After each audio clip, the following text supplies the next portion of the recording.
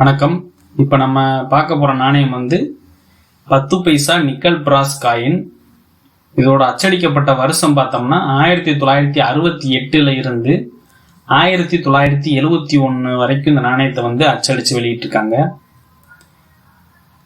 இந்தியாவில் 3 இடத்துல இந்த நாணயத்தை அச்சடிச்சிருக்காங்க. எந்தெந்த இடம்னு பார்த்தோம்னா மும்பை, கல்கத்தா, ஹைதராபாத்து.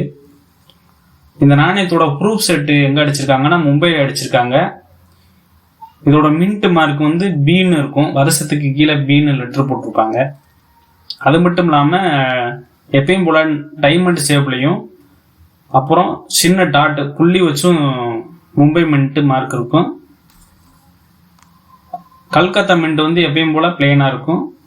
ஹைதராபாத் மின்ட் ஸ்டார் குறியீட்டோட இருக்கும்.